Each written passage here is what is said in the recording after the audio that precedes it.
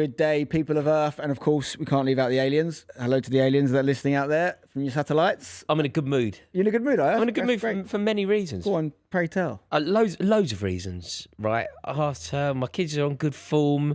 Everything's sort of going well, and it's raining. Yeah, you're so different to me on this. I'm so happy. Like the rain. It's getting cosy, isn't it? It's getting cosy. It's getting to that stage in the year when you can whack a onesie on, swan about your house in your pajamas. Like it's cosy now. This suits me. I like big coats. I look better Christmas. In a coat.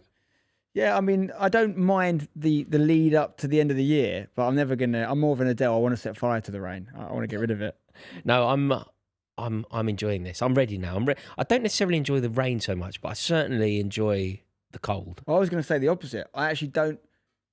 It's the cold that I don't like. Like, because if it's warm and it's raining, it's not a big deal. When I went to Costa Rica and it was raining, and liquid sunshine. That's what they told me in St. Lucia. Liquid sunshine. That was it. If you're wondering, I got my accents mixed up. When I went to St. Lucia, I said, "Does it rain here?" It doesn't rain here, man. It's liquid sunshine. You're good at that. You should do that more often. Usually, all my accents sound Indian. No, you should really do that more often. You should do the whole podcast. Cancel me, aren't you? Why don't you do the whole podcast? Okay. If we're going to cancel each other, I'll make notes. No, so St. Lucia, yeah, they call it liquid sunshine. It feels that way. You don't care when it rains because it's warm. In England, it's definitely not liquid sunshine. It's liquid death. But you can always get warm. Like, if it's not raining, you buy a nice coat, you're always going to be warm. You're always going to be fine. That's what they say. There's no bad weather, only bad fashion choices. Exactly. But no, it's all coming together now. This is my time of year. This is when I shine. You might have to carry me these next few months. No, I'll be the man. This is me. I can be your Sherpa up the mountain of life. Well, I mean, it's a few weight issues, I think. Mate, honestly, this is when I shine. This is my period. From about now till February is when I peak. This is a zenith, a Rory. Okay, this is you're in season. I'm in season. Yeah. Exactly. Okay. Exactly. No, when you play football, nothing better than a freezing cold, howling wind. Stormy. You're not right in the head. I absolutely love that. You know, like as wet, as rainy and horrible as possible on a football pitch. I don't mind that when it's slippy and skiddy. That is fun, especially as a defender coming in big tackles. And I wouldn't want to play in like scorching heat just because it's so hard. Although I think optimal is probably a cloudy 18 degrees. Colder. Maybe a bit of wet on the surface, bit of water on the surface, but I don't want the wind. I don't want the to be cold. It's my dream. Like, I opt out of football for a long time of the year. This is now. I'm in every Friday morning. Bang. It's essentially the shooting opposite. At the Tesco end. You're the opposite of a bear. Instead of hibernating in the winter, you come alive. In the winter. I come alive. I shine. You don't hibernate in the summer, but your trousers do. Yes, I put them away. I rotate my wardrobe. They go up. You do love a short. But no, things are good. I'm feeling good. All right. Well, as you're in great mood, let me ask you something. Does this mean anything to you? 6'7"? Oh mate, 6'7". Do you know? This is the moment when I think I realise that I have absolutely no affinity with anyone who's, I don't know, sub 20. Like, no. If I meet an 80-year-old, I could go to the pub for 6 hours with an 80-year-old, get very drunk, be happy. If I meet a 20-year-old, I'm like, you're a different species. I don't know what you're talking about. Do you think this podcast would do better if I just replied to everything you say with 6'7"? Is that what we're basically moving back towards binary code, aren't we? Instead of 1, 2 or whatever it is, 1 and 0. It's 6 and 7s. Our producer, who really has a handle on youth culture, she's good, right? I sent her, what is this? Because I needed to find out. She sent me an explainer. She told me what it meant. And I'm still none the wiser. Well, I've got one for you here. I mean, if you're not aware of this whole 6'7" nonsense, which I became aware of, by the way, when I said, actually, I was saying something about a quantity of something, and I went 6 or 7, and my nephews were like, he said 6'7". I was like, what, you're laughing at numbers now, are you? Is that how basic comedy's got? Yeah. And he was like, 6'7", they were telling me about it, and I sort of realised it was mental. But basically, there's this thing that kids say, 6'7", it's come out of some rap song. But now it's from a rap song? It's a meme, that's been made out of a song called... this is me reading, I don't claim to know this. Doot Doot 6'7" by rapper Skrilla, who sounds very talented. And he basically says 6'7" repeatedly in that song. And now it's become this thing. Kids are getting chucked out of school for saying it to their teachers too much. Apparently teachers are leaving the classroom crying because kids are going 6'7", 6'7". That's a pretty pathetic teacher. It is really embarrassing from a teacher's perspective. Like, if I'm in class and someone says 6'7", you know what, I've already cracked this, by the way. If you're a parent at home and you're worried about kids keep saying 6'7" to you and you're a teacher, say it back, make it uncool. All you got to do. Yeah. If I go up to my nephews now and I start going 6'7", we like, make it our own. No, it's 6'7", guys. And they're like, no, stop it. And then I'll move on to like 8, 9. We reclaim it. We reclaim 6'7". We make it ours. I mean, it's just it's one of them things, because even this article here is saying that this is something said by Generation Alpha, right? You know, the They are not generations. Generation Alpha. I've met a lot of kids from that generation. I guarantee you they are not Generation Alpha. What I They're think Generation yeah, Beta. Yeah, I see what you did there. I mean, what I find funny is the generation itself never calls itself that. Do you know what I mean? No. We don't go around going, what even are we? We're not millennials, I'm are a we? dominant Alpha 1 male. What's the one before millennial? What are we? 90s babies or something. There's a word for it. Wherever we are, we don't go around going, hey, I'm Spencer, I'm from Generation Alpha. No, you're It's like, just clearly... We it's are something that older people say about you. I think that we're so clearly what we are, though. Well, we're so clearly who... Like, nobody would ever have any doubt. I honestly don't know what we are. We're not millennials, are we? No, we're not millennials. Millennials are born in this millennia. I'm 88, so what am I, Saffron? What are the 80s babies called? So there is a word. Generation... Who's Generation X? That's from Generation X. Isn't that from WWE? X Factor. You're considered the last of Generation X. Yeah, we are Or Generation The last of first Generation of X. millennials. Let's go. Yeah, we're Generation X. X-Men. I'm an X-Man. Well, listen, all these little phrases and words that people create to talk about them. That instantly makes you sound old. I think you start talking about Generation X and Y and Z and Alpha and bloody whatever they're called now, Omega. But this 6-7 thing it makes me feel very old when what I think is inevitable in life is that there's always and I often think about this, like what is the point when we stop understanding things? You know, like when we were coming up, grandparents wouldn't know how to use a smartphone, for example. Like, what's our version of that? Because obviously technology is going at such a rate. I don't think it's even that far away. Yeah. Like a couple of years from now, there's going to be something, if technology or words or the way people even talk in society, we're going to be like... But you must have noticed on? this as well with your children, quite how proficient the young kids are at modern day technology. So Clementine, for example, on a smartphone, if she ever gets hold of my phone, she's amazing. She's absolutely amazing. Like if she gets hold of it, of course. she can scroll, she can put in a password, she knows exactly what she's They don't know their way around an Encyclopedia Britannica, they do. No, they don't. Are they good on a fountain No, pen? No, they're not. Have they ever used a protractor? No, not a clue. What's But the other they one know with how the- to use with a the smart- sets- with the compass. Compass, yeah, they're good too. Yeah. No, they are incredibly proficient. And I would say you're different to me. You're actually fairly techie. But I'm already that. Yeah, you are. I'm You're an already, but I've always exception, been that. It's not an age thing. I've always been that. though. I've And always my been... like nearly 70-year-old parents are better than you. Yeah, no, absolutely. Clementine has more chance of like fixing our telly than I do. But do you know what? This is a stage. I remember when I was a runner. I went into working in TV as a runner, and I can remember it clear as day. I can remember the fella that did it. I was working on a show, Chris Moyle's Quiz Night, and I was the new runner in the building. I wasn't 8, I was 25, something like that. And I was sitting there, and I was basically making people cups of tea, trying to embark on a new career. The producer of the show, prick. He came over. He was a prick. He came over to me and he was like, "Hi, are you the runner?" I went, "Yeah." Like thinking he needs a cup of tea, or I could go out and get you whatever you need, or whatever.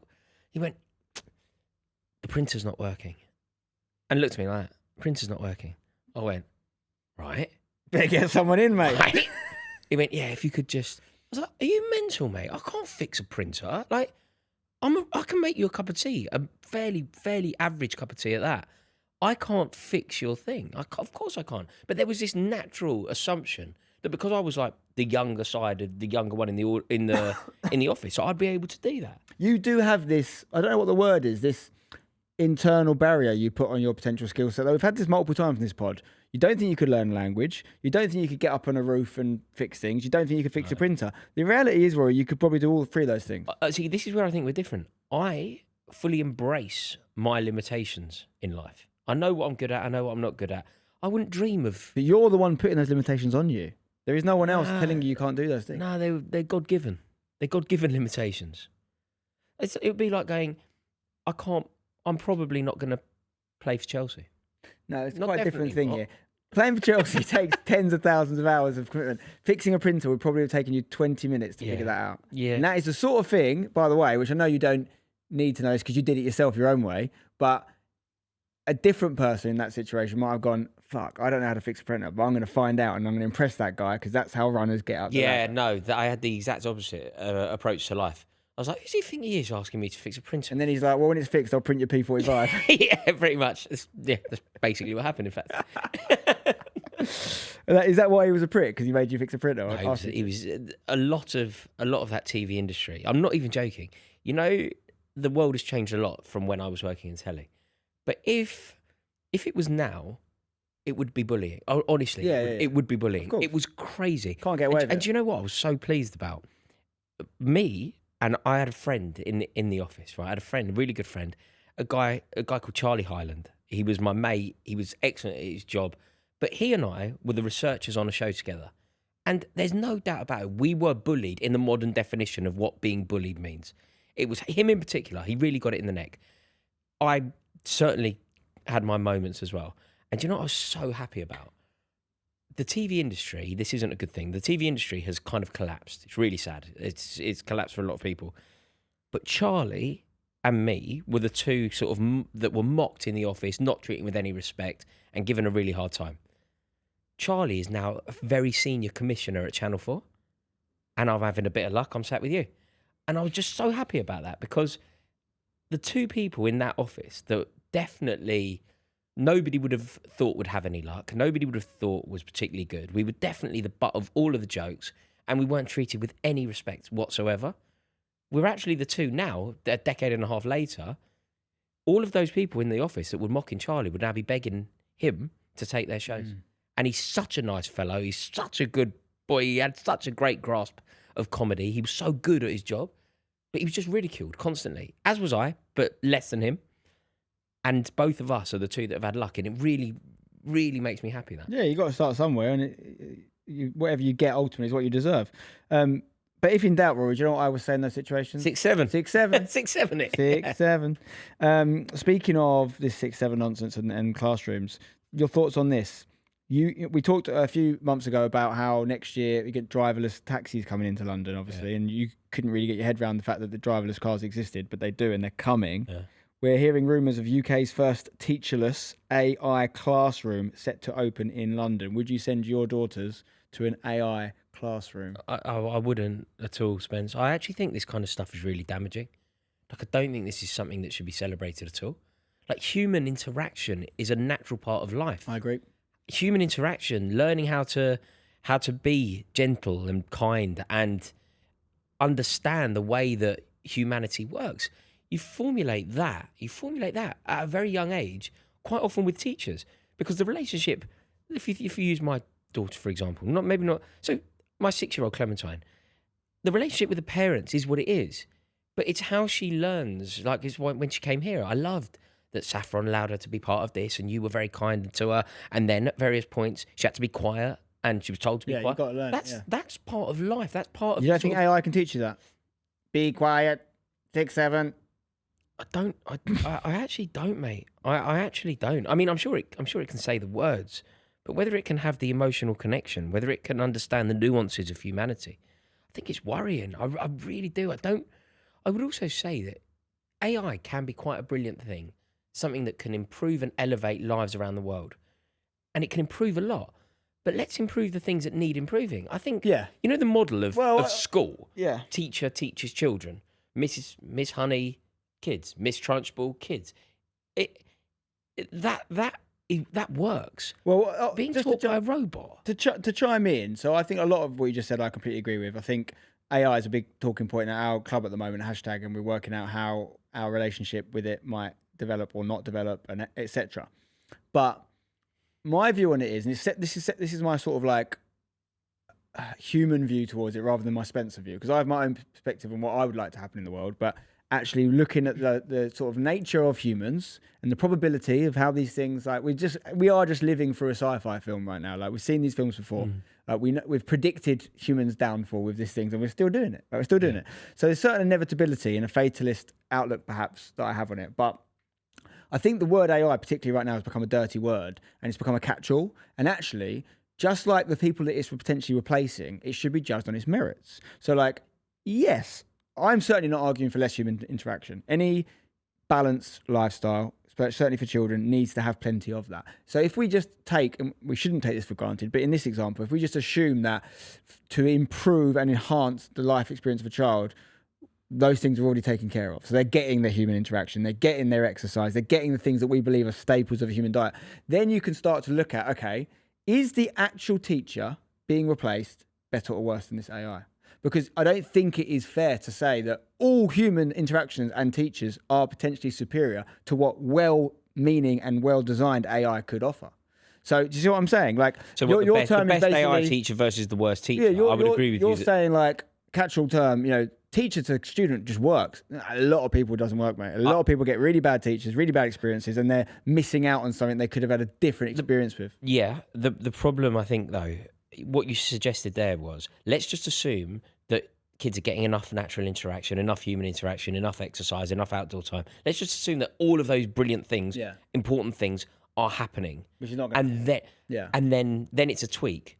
I would probably agree with you that if every single metric that we just discussed is completely secure, then maybe an AI teacher isn't quite the dangerous prospect that maybe I'm portraying it as.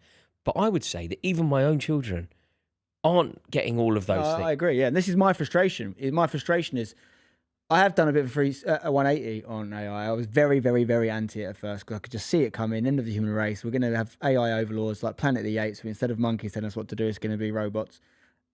And now I have changed my mind a little bit. I do think that done properly, which I don't necessarily think it will be, could be very good for the planet. It could be very good for... brilliant. Elon Musk is not my favourite person, but he's come out recently and said I think it's a very, very short and ignorant view, actually, that he's taken, which is he's basically said, like, everyone needs to stop complaining about AI taking jobs. You won't need to work in the future. Working will be optional, like growing vegetables in your garden, because basically it's essentially saying that the planet is going to be so efficient and amazingly run that, kind of like in the way that people say if you're born in Scandinavia, you've won the lottery of life, because there's so much wealth in the country that if you go on the universal credit or the credit option there, they're going to look after you because they've got the money. It's basically saying the world will have so much money theoretically that you don't need to work, mate. AI is going to make the universe perfect. Do I believe that is possible? Potentially. I do believe that could be possible. It ain't going to happen, pal. Because for that to happen, a lot of very wealthy people like Elon Musk have to let people have stuff. And they don't like doing that. So actually, I don't think it's going to go that way. And I think that there is a world where AI could be amazing for fixing the environment. There is a world where the AI could be amazing. And maybe they should. And that, I don't know what the word would be. AI is the word, I guess, artificial intelligence. That superior intelligence, potentially, that lack of, if done properly, lack of greed, lack of ego, that could be used correctly with well-meaning AI, could be really good for the planet and maybe even the human race. Because, again, we touched on it a little bit with Jordan when he came in. It all comes from a place of understanding the world is not optimal right now. Yeah. There's a lot of people that don't have the things they need. So yes, I do think what Elon Musk says actually is theoretically possible, but it ain't going to happen. Yeah. But also, with regards strictly to the debate around an AI teacher, I think it's going to remove so much from the classroom. Like what it brings compared to what it takes away. Like that rapport, that relationship. Like you've often spoken about a teacher that had a profound impact on your life. I have my own version of that, not to quite the same degree, but certainly my own version of that. And I have various teachers that shaped me. Not all of them were good teachers. Yeah. But they still helped shape me. Yeah. Because dealing with awkward people is part of life. Yeah. Dealing with an awkward teacher is part of life. Having people that like you and having people that dislike you. Having a teacher that is fond of you. Having a teacher like this. Presumably, an AI teacher will just treat every single child in an identical way. There's a little bit more intel here. So we're talking about a classroom here. So again, need more insight. We're not talking about a school necessarily. So it could be one subject. For example, if you learn a language on Duolingo, that's AI. You're learning something with AI. It's the exact same principle. We're just talking about an organized classroom event that, by the way, isn't humanless because there's going to be 3 learning coaches present to monitor behavior and give support. So there is still, at least in this instance, a human example, a human present. But yeah, I think if someone's going, I'm opening an AI school and you'll never see a human being, terrible. Like going to Sainsbury's and you're just using you're doing your own register. But I think, like, personally, my Spanish is not bad now. Like, I spoke a lot of Spanish. I was on holiday recently. I spoke a lot of Spanish. I've learned that all from apps. I've had one lesson of Spanish, I think, ever. And I had been taught a lot of languages at school. I studied German GCSE, I studied French. I even did a bit of Latin and Greek as a child. And I don't retain any of it. And I don't profess to be good at those subjects.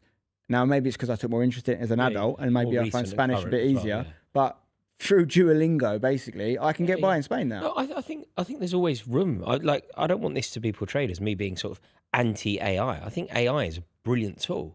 Like I use ChatGPT an awful lot, and I find it beneficial. But when you think about some of the problems and some of the things it could help with, I do feel like this could have a negative impact. Yeah. I don't like, and look, I suppose the only thing to extend the courtesy to this podcast that I would do to my own sort of private life, if this came up with regards to Clementine's school, if they that veto. yeah, I wouldn't want. They asked I you for your wouldn't. vote. Oh, that's actually okay. If they were to say that one of her lessons is going to be conducted by an AI teacher, Like we've done some data and we've found out that, let's just use my example, for example, languages are way more effective if taught using technology. So we would like to make the French lessons yeah, see, it's AI. quite interesting because I would possibly say yes now. Now without doing a complete roundabout, I feel like I would possibly say yes, primarily based on the fact that it would be one lesson, a 45-minute lesson that would be still monitored by human teachers.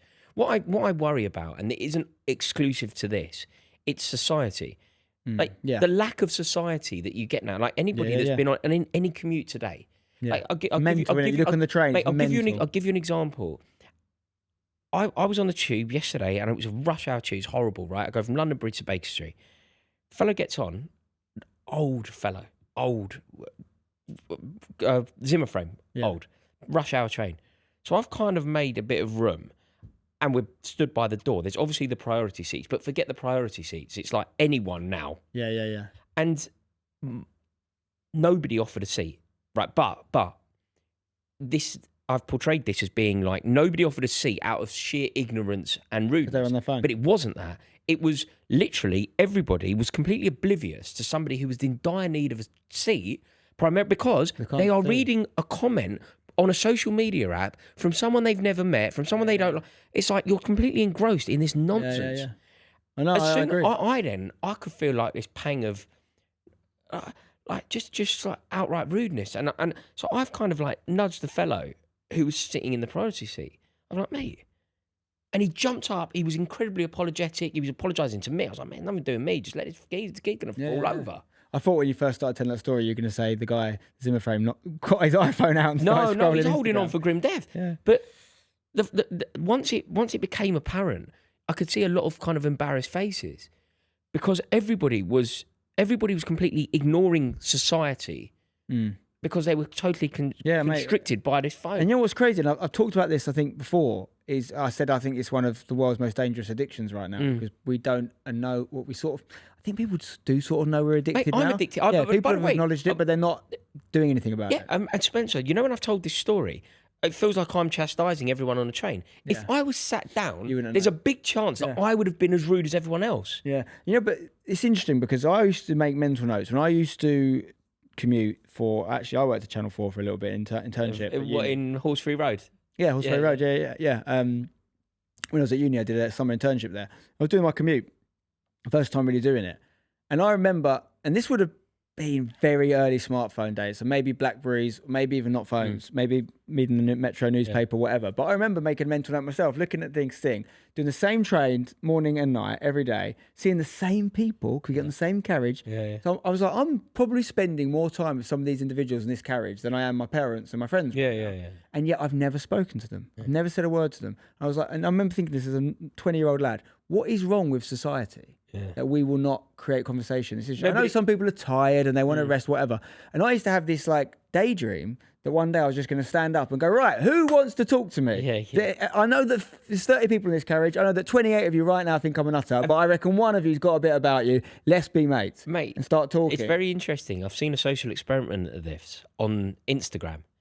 It's very funny. There's this guy who's incredibly kind, English guy, and he goes just around and he's got a flask of tea. Have you ever seen him? I've seen some. Have you seen it, Saffron? Yeah.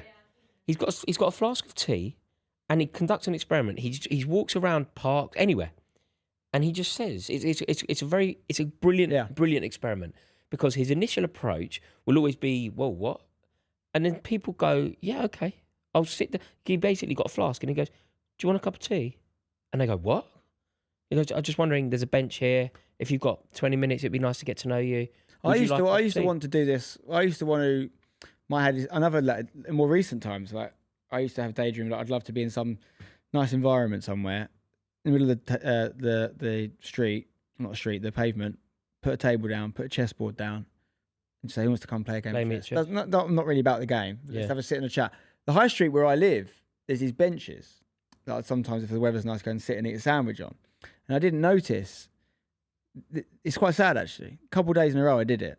And I noticed this bench, there's like 3 benches like this, and I was on this one, and the one over here, this same elderly lady sat down on a couple of days in a row. That's the exact same time as me.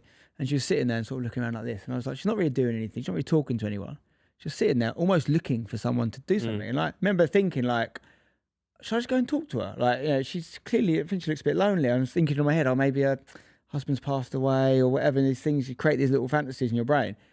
Anyway, she gets up. And I'm a bit more present, come off my phone, and I walk over to the bench, and the bench has a plaque on it that says, husband? Sit here if you would like to have a conversation with someone. It's literally a lonely bench, and she was sitting there, and no one was sitting next to her. Oh, mate. And next day I came back, and I thought, right, I'm going to sit next to her. She wasn't there. I haven't seen her since. But how sad is that? She wasn't just lonely. No. She was saying, please talk to me. Oh, that's just a heartbreaker. But we all, and sometimes I worry, you know, when I talk like this about this topic, I've sometimes worried that I'm coming across as somebody who's like judging everyone else. I'm terrible. And the reason that I kind of judge everyone else is because I'm so addicted to my phone. So addicted that I'm really trying to not be on it. But part of the demise of society, I think it is fun. Look, it's not only the phone, but it's nowadays, you know, you made a comparison to when we were young and it was newspapers. Newspapers are far less engrossing than a smartphone. It's far less. A newspaper is a newspaper, and it's less. Now with that, and we're headphones, and we're there. Yeah. And like anything could be going on the train. Like you don't know anything. Well, and you've got the Meta glasses and things that have come out now, so people are going to be having glasses on. What's the glasses? The cap where you video. It videos. You can video, but also things will pop up. So you'll have notifications pop up over your eyes. So it's the start of us becoming cyborgs. That's what for many years people have been saying that we already are. So you'll have these glasses on, and you'll get a text message. It'll come up. The text message will just be there. Yeah, and you can use. I don't know if they can do this yet, but certainly the technology is moving to the point where eye gestures and blinks can make it do things, and then eventually it won't even be like if you get these Neuralink things that Elon Musk is working on. You won't even need. You just have to think something. So just thinking, close window on my phone, please. It will close the window. So many people have argued before that we're already robots. We're just that our processing unit is exterior. I do think this is more a message to myself than anyone else. But just try and not be on your phone all the time. Yeah, and I think. But this, you know, we've kind of gone around the houses here. You know, we were talking about my reluctance to an AI teacher. It's just another lack of human contact, isn't it? It's just another. It's just human contact. It's a huge problem. It's a big loneliness is one of the biggest killers. I think that to put a cap on the AI conversation, I look at it a bit like dogs. You know, so there's no bad dogs, there's bad owners, right? I think that's what AI is going to be. I think the issue with AI is not its capabilities, I think we do need it. I think we do need a superior form of intelligence on this planet because. If you think this world is optimal, you are wrong. There is wars. There is people dying of famine. There is no person that can sit here and say the world can be good for them. But no one. I think most people would agree with that. There is theory enough out there to suggest that this world could be run in a way that sees maybe not everyone have extreme wealth, but everyone not dying. You know, no death of famine, no etc. issues that are around the planet. So maybe there is a world where we could get to that. The problem I have with it, and where I am not particularly positive about its future, is not because it is inherently evil, it's because I don't back the people in charge of it. I don't back the humans. It's the humans I have the problem with, Rory. The AI haven't got a personality. They haven't got a good and bad yet. Yeah. The people that are actually running these companies, the open AIs of the world, the people in NVIDIA, the guys that essentially run the planet now, the corporations that run the world, whether you like it or not, they do, right? The people that have governments in their pocket, they are going to decide what AI is. And that's the problem. I've done it. There we go. Yeah. Right, let's change tack now because I've got a very interesting one I think you're going to have a strong opinion on. Go on. I think you might even have some sort of superficial knowledge of this person personally, but let's talk about Lily Allen. Oh. Is she in your little circle of mates, your little Amy Winehouse group? I knew Lily a long time ago, yeah. I knew. Yeah, I mean, I imagine that I'm very forgetful to her, but obviously, I remember going to on the Westway, I think in 08, maybe something like that. Her second album launched, and there was like this party on the Westway, you know, like under the flyover in like Westbourne Grove that way, and it was so boo. It was like it's definitely one of the like biggest nights out I've ever had. Danny Dyer was there. That's why that was my must have been good. overriding memory. Yeah, Danny Dyer was there. It was no, I do. I mean, I've got a lovely Lily Allen. Well, she's in the news at the moment. She's got an album out. This is all about Yeah, West End girl. Yeah, so her alleged open marriage. I'm very keen to get your thoughts on this. I'm not even sure you know what an open marriage is, do you? I mean, I've listened to the album, and I have been texting our producer Saffron, who is so on point with what's going on in the world. And there was a quite good spread in the Times on Lily, so I've read that as well. Okay, well, essentially, this was all news to me coming in today, by the way. I wasn't on this top is of, weird I because wasn't on top of this. Most of the time in popular culture, I have no grasp of it whatsoever. But because I like Lily, I'm a fan. I think she's incredibly talented. And I vaguely knew her when we were young. I've like taken an interest in this. Like I've listened to this album over and over again. See, I've not heard any of it, but the album, I understand, is about this alleged open marriage that turned into an affair because her ex-husband, who is the fella from Stranger Things, allegedly broke the rules of said open marriage. So, Rory, your thoughts on open marriage? Can you just define an open marriage for me, please? Well, again, these guys are talking about their rules, so I imagine every open marriage could have a different set of rules, but generically, we're talking about a marriage where the partners are allowed to essentially have intercourse with other people. That's just not a marriage. Well, define a marriage. I know exactly what a marriage is, and I know exactly what this is, but the two are just completely mutually exclusive. You cannot have an open marriage. It's a complete contradiction. What's it called? Oxymoron, right? It's an oxymoron. An open marriage isn't a marriage, therefore it doesn't exist. You cannot possibly consider yourself married but go fucking other people. It's mental. What if there's someone who doesn't want to get married and an open marriage is a way that they can provide that opportunity? No, it means if that's your thing, it means you don't want to get married. It means that in a traditional sense. No, there is no there is no traditional sense of a marriage. It's a marriage. No, this is where you are 100% wrong. I don't say this often. Let me just give you some facts here. If you're going to say there's only one version of a marriage, you're completely wrong, mate, because the marriage when it started was very different to what it is now. A marriage... Very different. You used to sell your daughter, pal. That's what you used to do. A marriage... Don't be mental. That's what it was. Mate, nobody's going back to dowries. That is what it comes from. No, of course. You know about... I know you know about Henry VIII. You're going back to like the Peasants' Revolt. Like nobody's doing... Jordan came in here and dropped some knowledge about how the Protestants came to be. He wanted to divorce, wasn't allowed to, so he created the new rules. We now accept divorce. You can't seriously be trying to suggest that there's like a different version of a marriage. If you like shagging about, absolutely fine, right? More fire to you, enjoy it. But you're just not married. So what if two people? Let's imagine you've got a man and a woman here, love each other very, very much. They want to do all the whatever they want to do. You don't love each other very much. No, because love. You don't love. Do you love your mum? You don't want to shag her, do you? What? You love your mum. It doesn't have to be. No. The profound love that you have for your wife is completely intertwined into a sexual attraction. But they can still be sexually attracted to each other. No, and other people. But if you are the dedication that you display to your wife once you get married is so far removed from then like going to pull a bird in a pub. It's mental. But, okay, so I don't disagree with you, but I think we're not really hearing each other. I'm hearing it, but it's nonsense. So what I think with Lily Allen, where this is an issue, right, is because these guys have an understanding, and we can talk a bit further about whether it was actually something that Lily wanted or not, from what we know.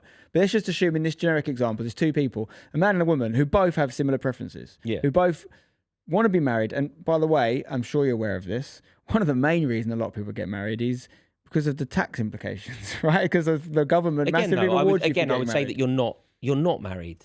If that's your motivation, you're not married. Well, you are though. Legally, no, you're not though, are you? That's not what a marriage is. When you go into getting married, when you commit to loving somebody for the rest of your life, you're not doing it for tax implications, mate. If you are, then you're not getting married. So I think what you're talking about is the sentiments of a true, proper marriage. But ironically, you're doing something that I usually do right now. Is you're not using the literal definition, and you're saying, because remember the point I made about saying I can be any religion I want if I just say I am, right? Yeah. So you're basically saying someone can't be married, even though they are legally married, if they don't play by your rules. No. What I'm saying is you can get married for an entire amount of reasons, right?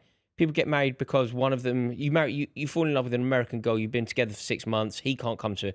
You can't go to America, so you have to get married in order to get into the country. So in your world, they're not really married? No, it's not. It's not the foundation, the genesis of the wedding isn't true and proper. It basically, if you are ready to have an open relationship, You aren't married in the true sense of the word. You're married on a piece of paper. You're married in a document, but you aren't actually committed to one another. Like, regardless of whether we want to like overarchingly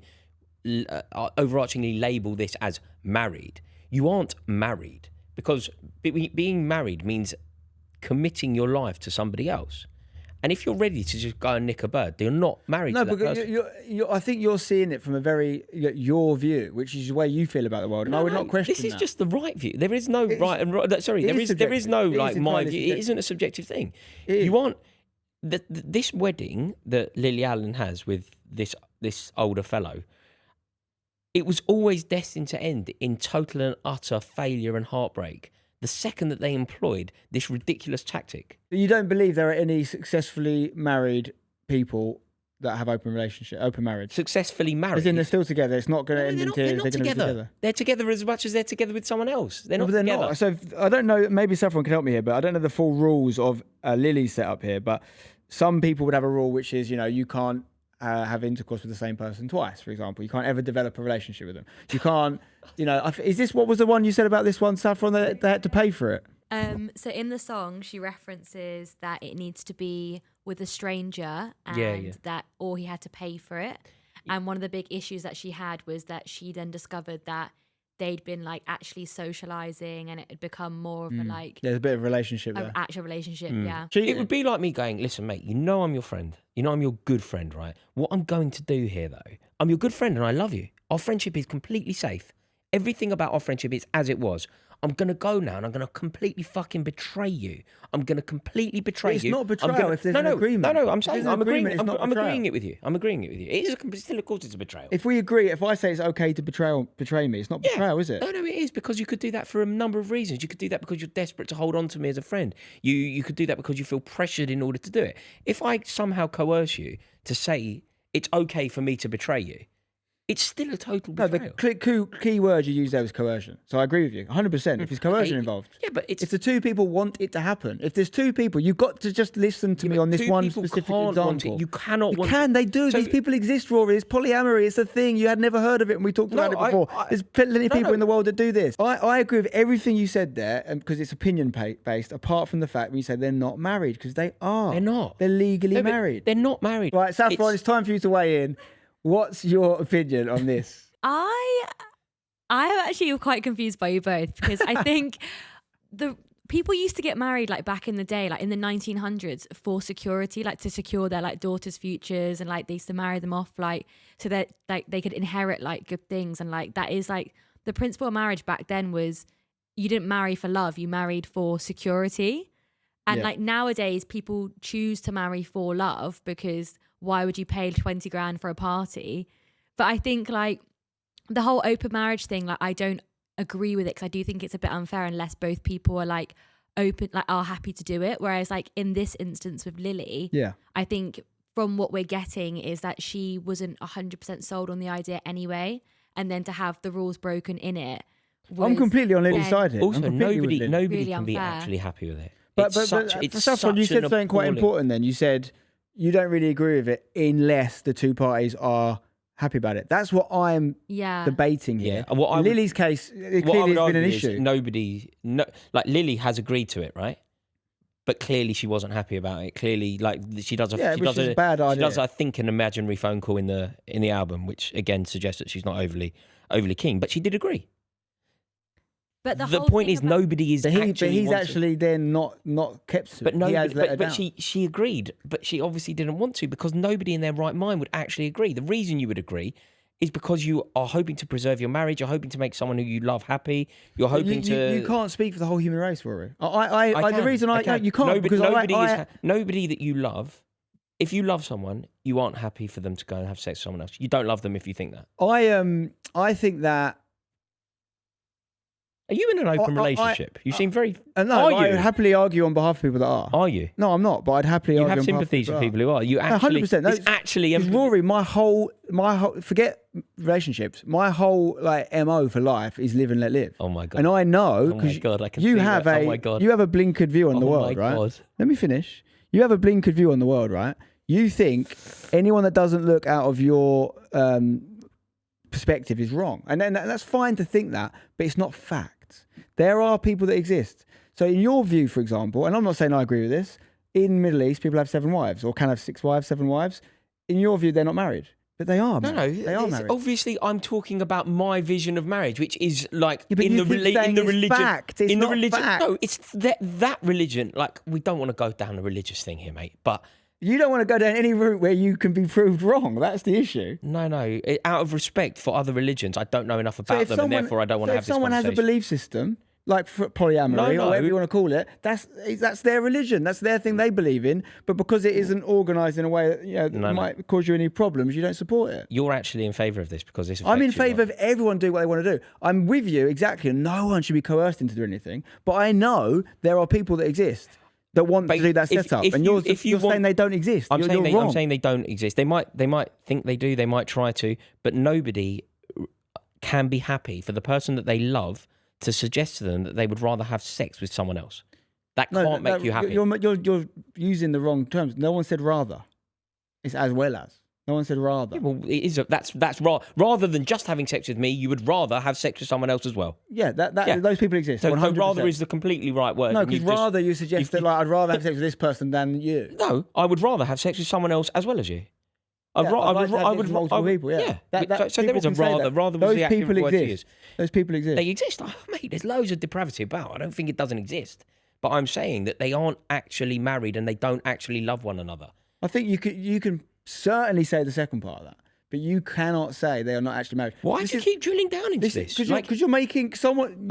You spend your life not being held accountable for the bullshit you say. I'm holding you accountable. But why? I don't know why. I am arguing that in that world where these two people exist, whatever their affiliations are, they might not get married, or they might not find a person. They might not have a partner if they don't find that kindred spirit that has the same belief system as them.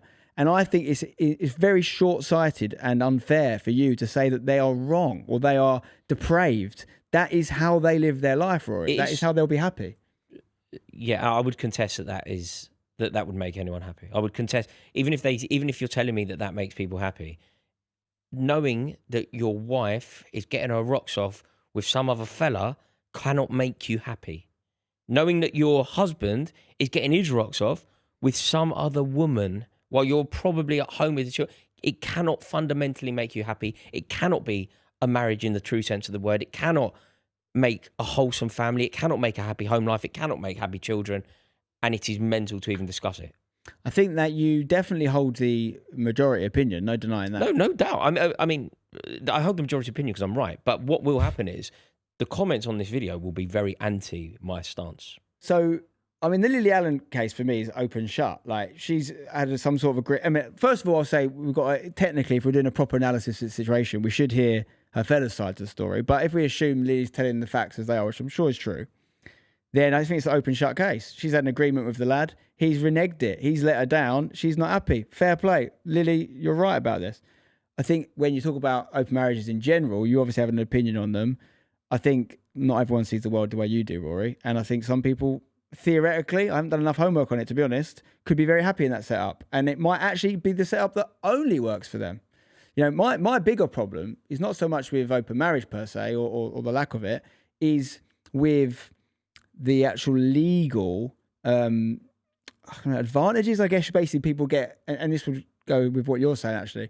A lot of people get married for the legal advantages of that, whether that's where you can live or whether that's financial, etc., because there are advantages, and they are reserved for people that are legally married. My issue with marriage in some ways is that there are people that are very committed to their partners. There are people that have done all the kind of traditional, requirements, if you like, to demonstrate their commitment, but don't want to be part of a very, very, very old institution that has morphed and changed with society over hundreds of years. They don't want to lend themselves to that, but they will not benefit from those same advantages unless they do subscribe to something they don't believe in. That's my issue with it. So I think some people that are alternative and look at things in an untraditional way could and should still be allowed to be happily married. That's the merits of being married, though. That's the merits of that. That's not the merits of an open marriage. No, but my point is that some people might only get married to experience the benefits of marriage if they can do it that way. See what I'm saying? So So what do you think about an open marriage? That's what I'm saying. So person A and person B, theoretically, might not want to get married. They might not be interested in marriage, but they want to get them and then one of the reasons they're not interested in marriage is because they don't subscribe to your view of what marriage is, for example. They might have a view which is, you know, I love this person, I want to be with you forever, I want to do all these things, but I want to do it my way and I want to do other things, for example. They might, and their partner might feel the exact same way. The only way they can experience the financial benefits of marriage is to get married. So for them, the only way marriage works is if you go married officially, but we're going to do it this way, which is not a marriage in your definition. And that's my issue, is that you should be allowed to do that. And obviously legally that's true. Legally you can do that. Legally you can cheat on your wife, or your wife can cheat on you, and it doesn't end the marriage legally. The person has to, it's also not a crime to do those things. So the person, the partnership have to disagree. And that's what's happened with Lily Allen, right? They've got a disagreement and it sounds like it's unsustainable, untenable, needs to end. But if two people agree and it's consenting, regardless of whether it fits your worldview, I think that's a happy marriage. Okay, right, we're going to finish today with a dad diary. And the subject is, move to the EU for your child. So it says, hey, Spencer and Rory, been listening regularly since the great homeschool debate. It's like the Great War, the great homeschool debate. It was a great war. What was it? What's the Watergate? The homeschool gate. Yeah. Anyway, my girlfriend has mentioned that when we have kids, she would like to have them in her home country. It's a decent English-speaking EU country. He hasn't said where. And stay there for at least a few years. Her reasons? She trusts the healthcare system there more, and her family are there to support. She would have parents, siblings who could help with childcare, whereas I'm a child of a single working mother. It's not soon, as there's still things we want to do before then, but it's on my mind that she might want to just move back altogether at that point. I'm not opposed, but it's a bit daunting to think about leaving my mum, my friends, and my work behind. As you mentioned in a previous podcast, that basically the women say is what the woman says happens. Do I have any chance of convincing her to have a child in the UK? And do you know any Brits who've successfully moved out to the EU abroad to raise families? It is a little bit linked to what we've been talking about, because he's talking about, can he convince her? And I'm just thinking, my personal view is like, as soon as you have to really convince someone to do anything, and if they have said, like, I definitely do not want to do X, Y, or Z, just drop it. That's my personal view. If you're like convincing them, if that thing then doesn't work out, it's blood on your hands. So I don't think you ever want to use the word convince per se. But yeah, could you, I mean, what's your view, Rory? What do you think? I'm trying to think of the English-speaking EU country that isn't the UK. Ireland? Yeah, maybe. Ireland. It could just be like a country where like Scandinavians all speak English. Brussels, I think they speak. Yeah. Netherlands, maybe, I don't know. Well, essentially what we're looking at here is a potential difference of opinion between the man and woman, which obviously can happen all the time in many different ways. I've said a lot about the importance of help. Parents, siblings is massive if you've got it. My younger brother's just moved down the road from me. Yeah. You know, like my parents are not far away. My life would be infinitely worse without those people nearby. Yeah. And I'm not just talking. No, you need support. You need support in ways that you can't even think that you do. Yeah. You need the local support. You need the local network. So straight away, purely like objectively, not of any horse in the race here, looking at the facts, the case seems quite strong for them to move because they have the support system elsewhere. Fella's mother, though. But can't she come with?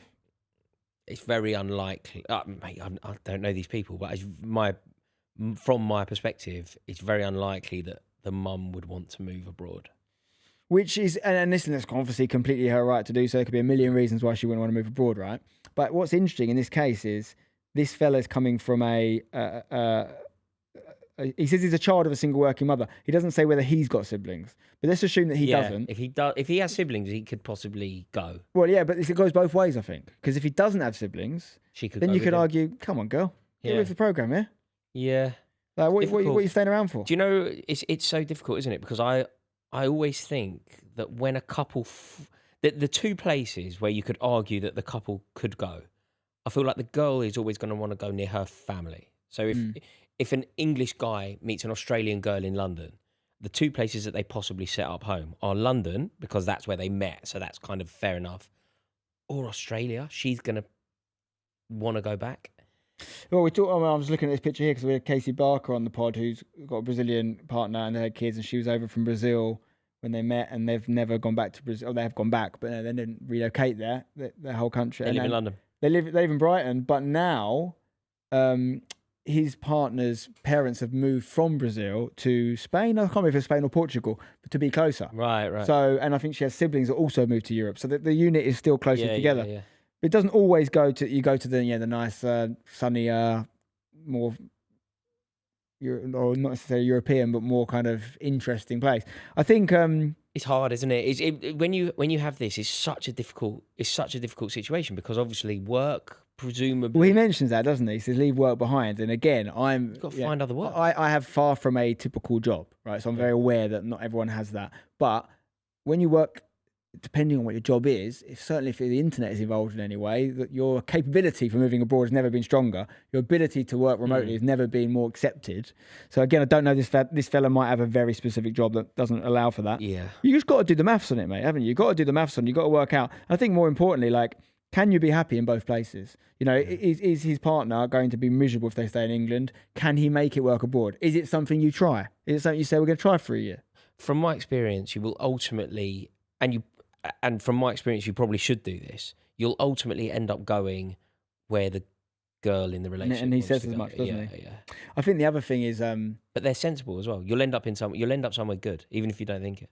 well, this case it's not so necessary because obviously his girlfriend isn't British. She's from another country, right? So their kid is going to have EU citizenship. Because I was thinking about the other advantages to moving abroad. If you were both English and you had the opportunity to move abroad, there's a separate argument to say, oh, well, you can get your child back in the EU to give them more opportunities in their life, because the subject was move to EU for your child.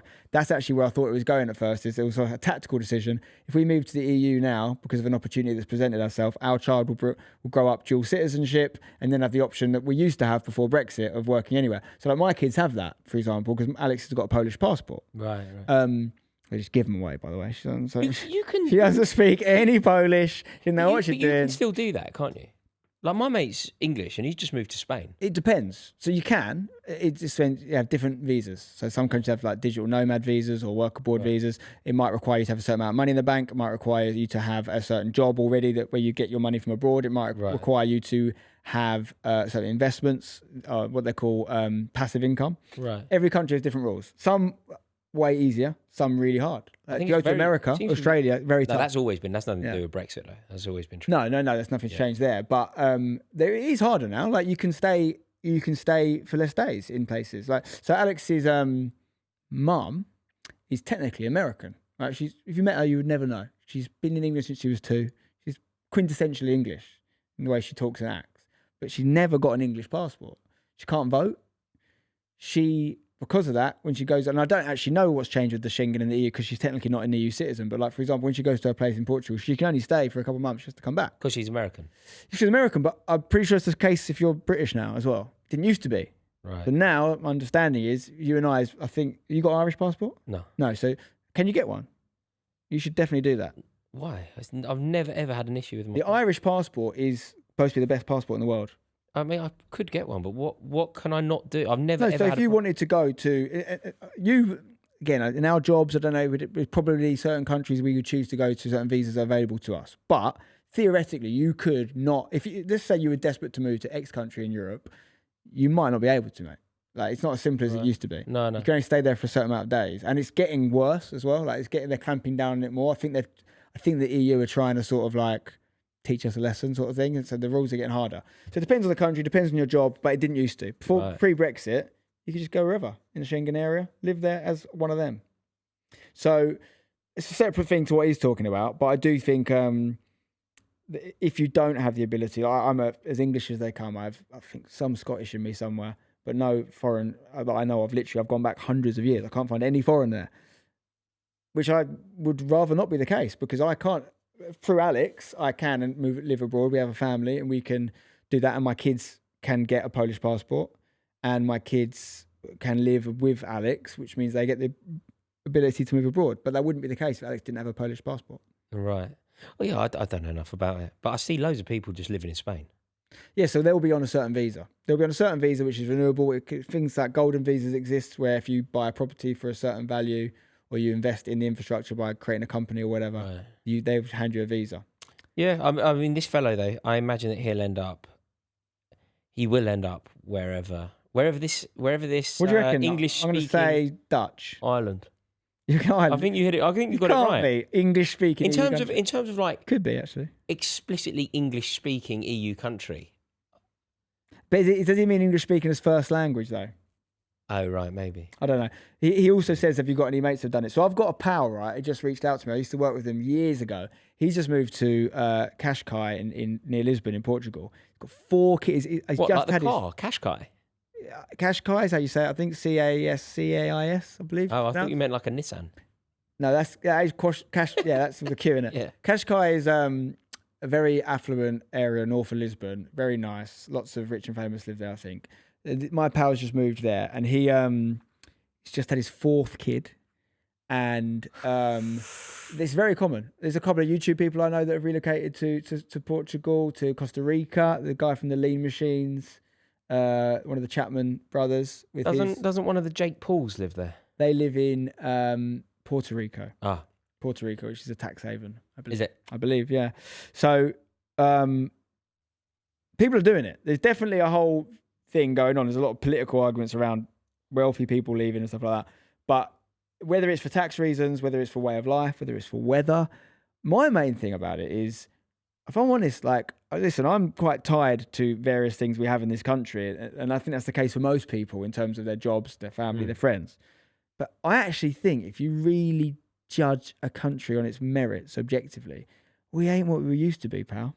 I think we're hanging on. And I know this won't chime with you as a strict, English. You're joking. I think it's fucked. So you agree with me? I think this country's fucked. I think we have an inflated idea of ourselves because of this whole British Empire nonsense from the past. And like the fact that we have had, like, pre-internet, London was a real hub of places to go. Now London is still the hub, certainly the financial hub of Europe, and London is still that. But I don't think you need to be there as much as you used to. Well, you're not a banker. You do if you're a banker. Yeah, for certain industries. Yeah. But like for our industry, you used to have to work in London.